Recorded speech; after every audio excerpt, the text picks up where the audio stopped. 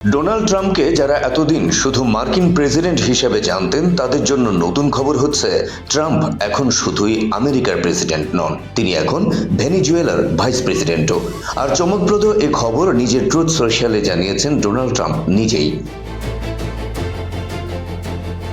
রোববার 12 জানুয়ারি ট্রুথ সোশ্যালে নিজের একটি ছবি পোস্ট করেছেন প্রেসিডেন্ট ট্রাম্প, আর সেই ছবির নিচেই স্পষ্টাক্ষরে লেখা রয়েছে vice president of Venezuela. Incumbent বা দায়িত্বশীল হিসেবে লেখা রয়েছে জানুয়ারি 2026। এই পোস্টের মাধ্যমে বিশ্বকে ট্রাম্প জানিয়ে দিলেন 2026 সালের জানুয়ারি মাসে ভেনেজুয়েলার ভারপ্রাপ্ত প্রেসিডেন্টের পদে আসীন হয়েছেন তিনি। অথচ মাদুরোকে তুলে নিয়ে যাওয়ার কয়েক ঘন্টা পরে ভেনেজুয়েলার সুপ্রিম কোর্ট দেশটির ভাইস প্রেসিডেন্ট ডেলসি রদ্রিগেজকে অন্তর্বর্তী প্রেসিডেন্ট হিসেবে ঘোষণা করেছিল।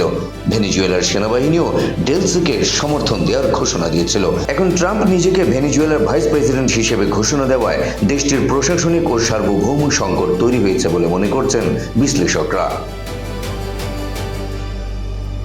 গেল 3 জানুয়ারি ভেনেজুয়েলার রাজধানী কারাকাসে সামরিক অভিযান চালিয়ে দেশটির প্রেসিডেন্ট নিকোলাস মাদুরো এবং তার স্ত্রী সিলিয়া ফ্লোরেসকে তুলে নিয়ে আসে মার্কিন সেনাবাহিনী। তাদের দুজনের বিরুদ্ধেই মাদক পাচারের অভিযোগে মার্কিন আদালতে বিচারের প্রস্তুতি চলছে।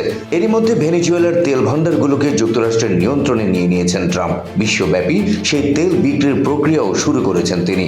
সবশেষ নিজেকে ভেনেজুয়েলার ভাইস প্রেসিডেন্ট হিসেবে ঘোষণা করে বিশ্বব্যাপী নতুন বিতর্কে জন্ম দিলেন ট্রাম্প।